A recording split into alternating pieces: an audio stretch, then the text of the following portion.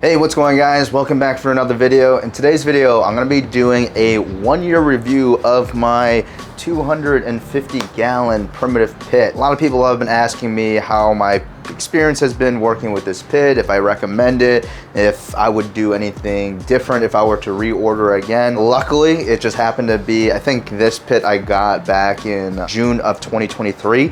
So we're right around the 1-year mark. I was gonna shoot this yesterday, but I was jotting down different things like likes and dislikes, things that you guys might ask. And so I wrote it all down on here. And if you guys are completely new to this channel, I'm just gonna run through what my smoker is and certain features. So this is my 250-gallon primitive pit. It's painted black and it's sitting on top of a wagon. It has a semi-insulated firebox with a 2-inch air gap, a foldable smokestack, slide out top racks, spot in the middle of the pit where you can put thermometer probes through if you'd like. And with the addition of the top rack, we also have a row of thermometers on the very top. Just a couple quick measurements that people are always asking me about. The length of the smoker from the firebox all the way to the smokestack, it's about 11 feet. The entire cooking space of the cook chamber, just on the first level, not including the top rack, it's 58 inches by 29 inches. The length of the firebox, where the firebox connects with the cooking chamber on top, so it's technically the shortest distance, but I don't really use anything that's further than this distance. It's 29.5 inches long.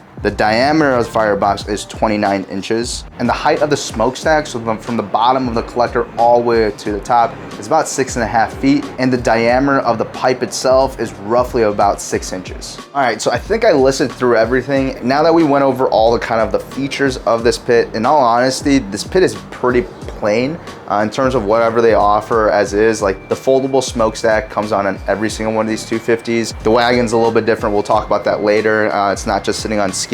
I would say the only other additional thing that is kind of like something that I wanted is getting it painted black. But other than that, I don't really have that many features on this pit. So what I want to do is kind of go through all these things because people are always wondering, you know, how certain things are holding up over time. And like I said, if there's any changes that I would make. I want to address the very first question about the paint job. In all honesty, when we were talking about building this pit, and I told them I wanted a paint job on it, but I told them like, I do have a tendency to cook a little bit hotter. Just kind of like my style of cooking, not necessarily for briskets, but other things. You know, they were also worried about this particular type of paint, whether or not it's gonna chip or fall off, especially on the firebox, because that's where a lot of the heat is collected. And I can say for certain, there is no wear on this paint whatsoever, and which I'm really happy about. So for those of you guys who are considering getting a paint job on top of your primitive pit and you're worried about if that paint is gonna last, you know, I can only speak from my experience and this particular smoker right here, but I have no wear and tear whatsoever. But the one suggestion that I would give you guys if you are considering a certain paint job on the pit, I would recommend a darker color, just because even though the paint doesn't chip and you have a lighter colored pit, for example, if you have white, the smoke is just going to change the color of the paint even without it chipping off. All right, the next thing that I want to talk about is cooking space. And this is something that I don't think I did a really good job of explaining, giving you guys the right perspective of what I was doing in my last video. What I did was put slices of white bread all along the main grate and the 2 top racks. Some of the toast was really dark, you know, even like halfway through the front door. And you know, I kind of made the mistake of saying pretty much that it's too hot up front, but it was with the test that we're doing because we're seasoning the smoker and I was running that thing at like 450, 500 degrees. So for those of you guys who are saying like, why would I buy a 250 if I could only use half the cooking space? That's not true. It was just the fact that I was blasting that smoker because I was trying to season it all the way through and kind of get the seasoning all the way on the grates and the inside of the smoker. So just to give you guys some perspective of how much cooking space you actually do have. I was cooking like a mess of wings the other day. We had to do multiple batches. And I tried to get those wings closest to the firebox as possible. And I thought I was gonna be burning a bunch of the ones up front. But in all honesty, the ones that were way closer up front got way better color, way better texture. They cook faster. And I didn't have to worry about them burning. Probably maybe the front 5 or 6 inches are spots that I probably couldn't put it on there. But if you guys have offsets or have seen them before and kind of like where the exchanges from the firebox to the cooking chamber, there's kind of like this one area where it ends up getting really hot and you see it being a little bit more discolored, it's a little more ashy. That's kind of like the line that I kind of use as well to say like, I'm not gonna use that much. I think at one time, including using one of the top racks, I think I fit nearly 50 pounds of wings on here.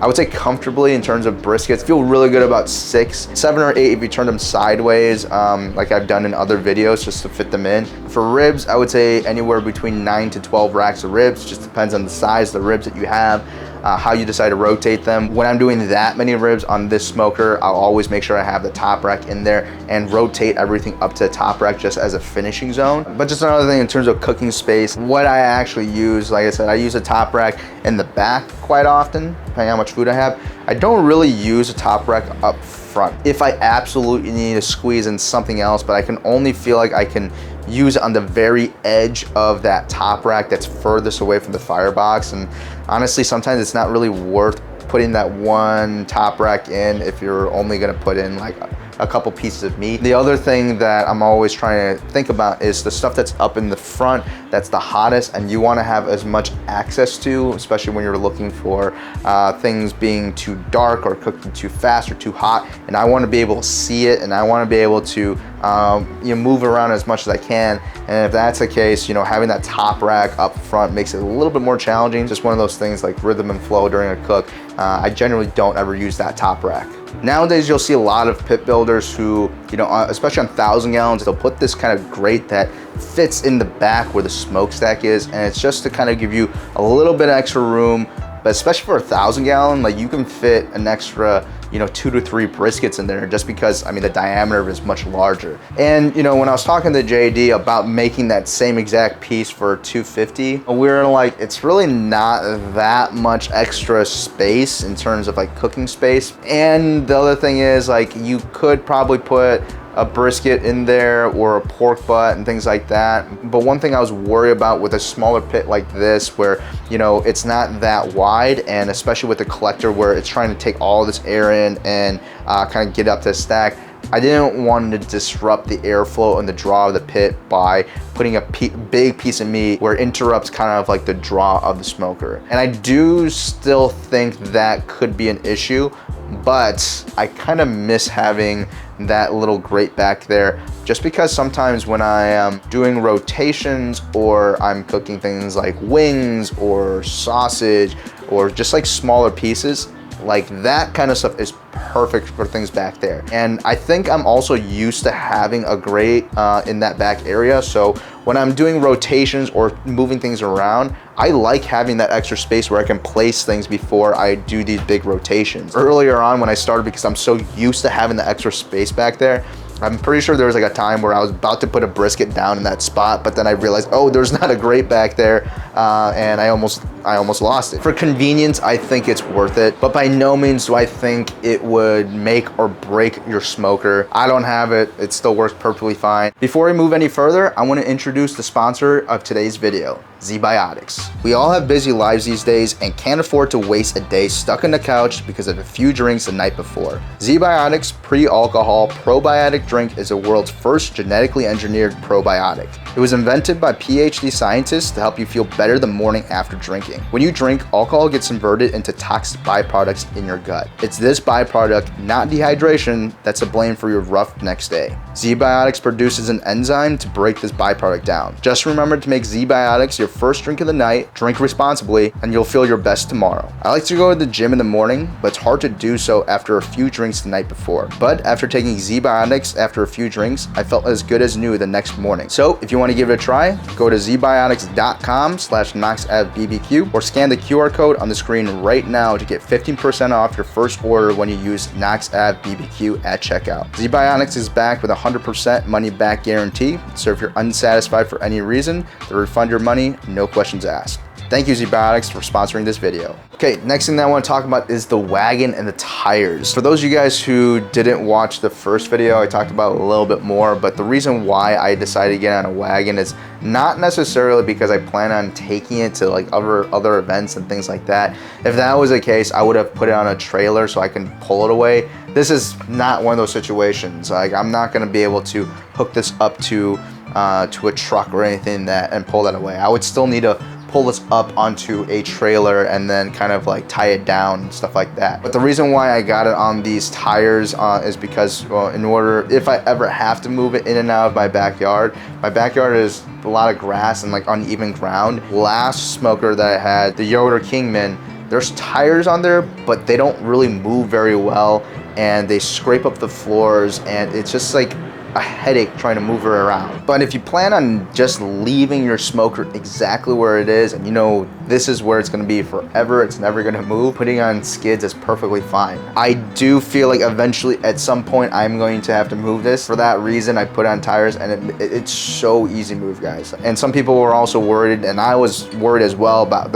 where the tires are placed, because it's on either side of the firebox. I'm like, especially since my firebox is not fully insulated, like I was worried that the tires were going to warp or melt or whatever, but they're perfectly fine. No complaints from that whatsoever. And I know at some point when I do have to move this thing, it's gonna be worth it, and I'm happy that I purchased it. All right, the next thing I want to talk about is the firebox. I think most people, when they're talking about pits, two things that they always want to bring up is the firebox and the smokestack. So we're going to talk about both of those right now. With the firebox, if you guys have been watching my videos for a long time, you guys know I'm a huge advocate for semi-insulated fireboxes. Even though I live in Chicago, where probably a third to a quarter of the year it's extremely cold, I still prefer a semi-insulated firebox even for those times, because I can still build a bigger fire and get as much smoke as I can, while I feel like sometimes with fully insulated fireboxes, you can only build your fire so big, and it doesn't allow you to be really in control with your fire all the time. Like, it has like certain temperatures that it holds really well, but if you want to tweak it just a little bit, sometimes it gets way too hot. But if you guys want to see a full video of me just talking only about fireboxes, because I do think if you guys are planning on building or buying a smoker, a firebox and knowing what you want is really important. I'm gonna leave a link in the top corner for you guys to check out, where it's all about fireboxes. So if you want to get really, really nerdy with me talking about that kind of stuff, definitely watch that video. With the smokestack, it is foldable, and it always comes foldable. That's their thing. I think it just makes it easier for them to like ship it. It works great. There's a damper on top of it as well. One thing that I was a little bit worried about was if I was able to properly, you know, seal it with that screw when you bring that stack all the way up, and there's just like one knot that you tighten, and it's great. Never had to replace it, never had to tighten up again. It's just really nice and snug. The pit draws really, really well. With this one, it being a collector, I think most people now are going with kind of like that L pipe. I don't think there's a significant difference between the two, as long as you know how to manage your fire and play with your stack and the damper a little bit more, you can control the draw. But in terms of just ease of use, I don't find that this pit draws too fast, so I'm not always having to closing down the firebox door or closing down the damper just to slow it down a lot. It has a really nice, even, consistent draw, and you know, if I need to get more draw in there, I can either open the firebox door or open up that smokestack. I haven't really had to do anything like that. For the most part, I kind of keep it in one place, and it works great for brisket, ribs, sausage, beef ribs. I want to talk about more about how to use the smokestack and the damper and things like that when I do a fire management video in the future. If you guys have specific fire management questions, please leave them in the comments down below, and that way I can give you guys a fire management video that is kind of suited for you and what you guys are doing in the backyard. All right, now that we talked about everything, now we're gonna talk about a couple things that I kind of don't like. And some of it has to do with, like, I got some things that I thought I would use that I absolutely didn't. I actually like the design of the top rack, and this isn't anything new, but you know, in the back of the top racks, there's these kind of little like ledges or feet where they kind of hook and slide into the top rack. I've seen some other designs from other pits that in concept it's really cool and it's more secure, but trying to pull them out when you need to is just a burden. And also, like, the fact that, like, if your smoker is running and it's hot and you're trying to move this top rack and you're trying to line up these little like spots where it's like a puzzle just so you can lift it up, it's the most annoying thing. I don't want to be messing around with a super hot top rack just to line it up and pull it out, because it's just a headache. Now, the one thing that I kind of don't like about these top racks is just the handles. I like the handles because it gives you something to grab onto, but I have no issue with just grabbing the lip of the very front of the grate and just pulling out that way. The only thing that I don't like about the handle is because it's kind of bent over the cooking rack. Depending on what you're cooking, it takes away an extra like inch of cooking space. Now it might not seem like a big deal, but sometimes that extra inch is like the difference between whether or not you're thinking, can I fit this extra rack of ribs or this extra piece of chicken in there? There are times where I needed to get all that on there, so I had to like squeeze the meat underneath it, and it works, but it's just something that I wish wasn't there, and it's something that I have to deal with. At some point, I may just cut off those handles and just kind of smooth it out so there's not any jagged edges. I don't know if they do or not, but if you can, I would ask them don't put the handles on those top racks. I also got one of those spots in your smoker where you can put thermometers through, and I don't know why I got it, because I never cook with stuff where leaving a thermometer in my food. I don't know why I did it. It's not like it was expensive or anything like that, but whenever I see it, I'm like, ah man, I wish that thing wasn't there. Yeah, that's just one where it's like, it's not bad on them, it's bad on me for getting something that I knew I wasn't gonna use. A lot of people ask me, how much did this cost? Most of it is pretty simple. The base model, you know, the biggest cost for sure was the addition of the smoker being on a wagon instead of on skids, and the paint job. So with those two really big additions, and the top racks as well, it ran me about $9,000 a year ago when I bought it, and that's without shipping. And the question that you might be asking is it worth it? Honestly, for myself, yes, but that's because I do sometimes do big cooks. There's sometimes where I'll do pop-ups. If I am doing multiple different cooks, shooting multiple videos, sometimes I'll use different spots of the smoker. So having that extra space where this is funding what I am doing now, of course, yes, it's important to me, and I want to make sure that I have the right tools for the job.